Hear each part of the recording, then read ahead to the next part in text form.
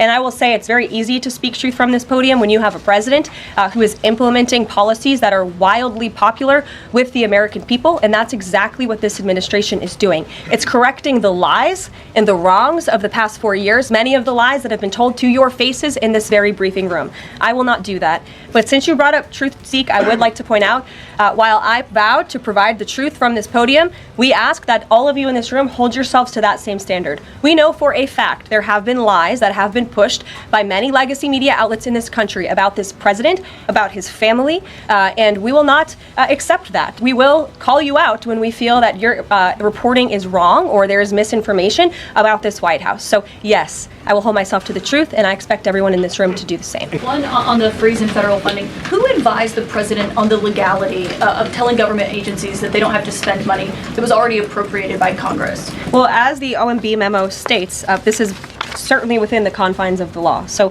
White House counsel's office believes that this is within the president's power to do it, and therefore he's doing it. Okay, so they disagree with lawmakers who say that they don't have the power to freeze this funding. Again, I would point you to the language in the memo that clearly states this is within the law. And all that happened on Friday night. The administration fired several inspectors general without giving Congress the 30-day legally required notification that they were being fired. I think only 2 were left at DHS and the DOJ. And then yesterday we saw several prosecutors, I believe 12, fired from the Justice Department who worked on the investigations into the president. As you know, they are career prosecutors, therefore they are afforded civil service protections. How is the administration deciding which laws to follow and which ones to ignore? So it is the belief of this White House and the White House counsel's office that the president was within his executive authority to do that. He is the executive of the executive branch, and therefore he has the power to fire anyone within the executive branch that he wishes to. There's also a case that went before the Supreme Court in 2020, Scala Law LLC versus the Customs,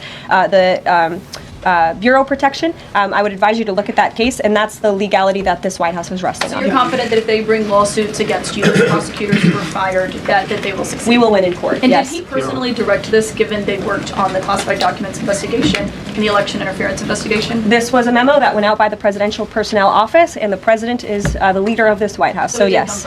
Yes. Karoline. When you're up here in this briefing room speaking to the American public, do you view yourself and your role as advocating on behalf of the president or providing the unvarnished truth that is, not to lie, not to obfuscate to the American people? I commit to telling the truth from this podium every single day. I commit to speaking on behalf of the President of the United States. That is my job.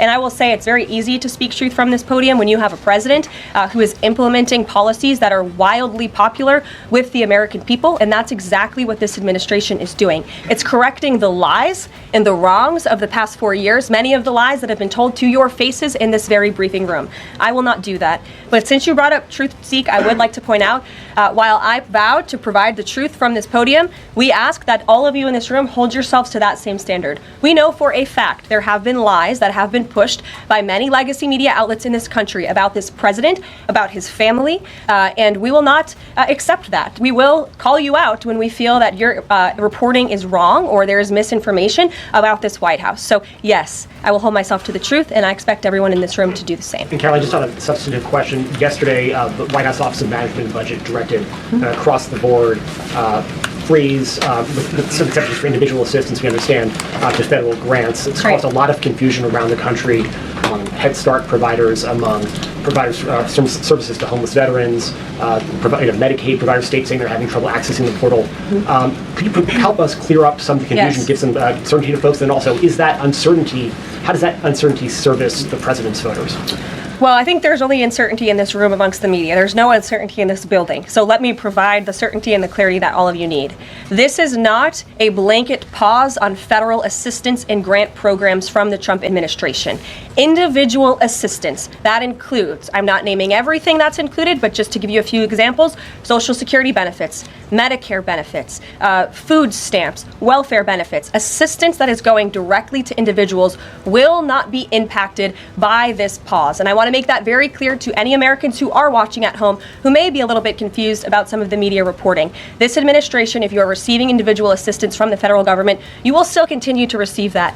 However, It is the responsibility of this president and this administration to be good stewards of taxpayer dollars. That is something that President Trump campaigned on. That's why he has launched DOGE, the Department of Government Efficiency, who is working alongside OMB. And that's why OMB sent out this memo last night, because the president signed an executive order directing OMB to do just this. And the reason for this is to ensure that every penny that is going out the door is not conflicting with the executive orders and actions that this president has taken. So what does this pause mean? It means no more funding for illegal DEI programs. It means no more funding for the Green New scam that has cost American taxpayers tens of billions of dollars. It means no more funding for transgenderism and wokeness across our federal bureaucracy and agencies. No more funding for Green New Deal social engineering policies. Again, people who are receiving individual assistance, you will continue to receive that. And President Trump is looking out for you by issuing this pause because he is being good steward of your taxpayer dollars. Thanks, Karoline. Sure. How long is this pause going to last, and how is the Trump administration recommending that organizations that rely on federal funding make payroll, pay their rent in the meantime? It is a temporary pause, and the Office of Management and Budget is reviewing the federal funding that has been going out the door. Again, not for individual assistance, but for all of these other programs that I mentioned. I also spoke with the incoming director of OMB this morning, and he told me to tell all of you that the line to his office is open for other federal government agencies across the board, and if they feel that programs are necessary and in line with the president's agenda, then the Office of Management and Budget will review those policies. I think this is a very responsible measure. Again, the past 4 years, we've seen the Biden administration spend money like drunken sailors. It's a big reason we've had an inflation crisis in this country, and it's incumbent upon this administration to make sure, again, that every penny is being accounted for honestly. Why impose this pause with so little notice? Why not give organizations more time to plan for the fact that they are about to lose, in some cases, really crucial federal funding, at least for a period of time? There was notice. It was the executive order that the president signed. There's also a freeze on hiring, as you know, a regulatory freeze, and there's also a freeze on foreign aid. And this is, again, incredibly important to ensure that this administration is taking into consideration how hard the American people are working. And their tax dollars actually matter to this administration. You know, just during this pause, DOGE and OMB have actually found that there was $37 million that was about to go out the door to the World Health Organization, which is an organization, as you all know, that President Trump, with the swipe of his pen in that executive order, is no longer wants the United States to be a part of. So that wouldn't be in line with the president's agenda. DOGE and OMB also found that there was about to be 50 million taxpayer dollars that went out the door to fund condoms in Gaza. That is a preposterous waste of taxpayer money. So that's what this pause is focused on, being good stewards of tax dollars. And so this doesn't Jennifer. affect Meals on Wheels or Head Start or disaster aid? Again, it does not affect individual assistance that's going to Americans. To follow up on Nancy, do you think there will be a list of who is affected and how much money is affected? How will these contractors and organizations know if they are actually having their funding frozen?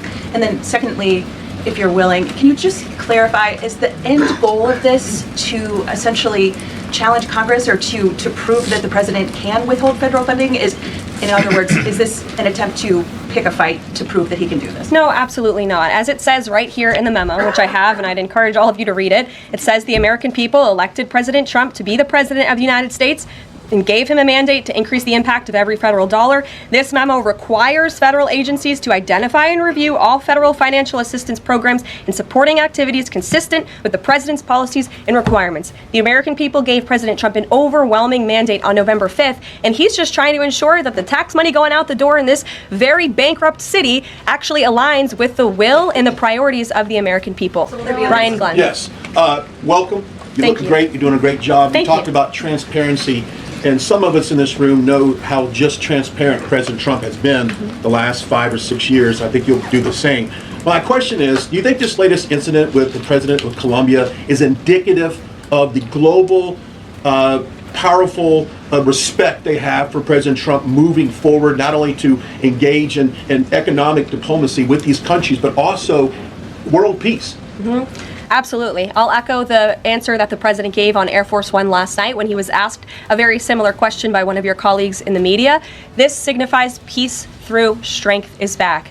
And this president will not tolerate illegal immigration into America's interior. And he expects every nation on this planet, again, to cooperate with the repatriation of their citizens who illegally entered into our country and broke America's laws. Won't be tolerated. And as you saw, the Colombian government quickly folded and agreed to all of President Trump's demands. Flights are underway once again. Deanna. Two questions on deportations, if I may.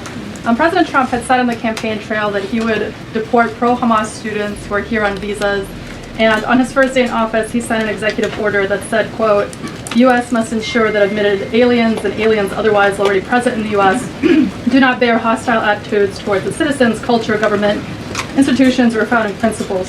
So should we take this executive order as Trump saying he would be open to deporting those students who are here on visas but, hold pro-Hamas sympathies? The president is open to deporting individuals who have broken our nation's immigration laws. So if they are here illegally, then certainly he is open to deporting them. And that's what this administration is hard at work at doing. We receive data from DHS and from ICE every single day. From what we hear on the ground, ICE agents are feeling incredibly empowered right now because they actually have a leader in this building who is supporting them in doing their jobs that they were hired to do, which is to detain, arrest, and deport illegal criminals who have invaded our nation's borders over the past 4 years. That's what the president is committed to seeing.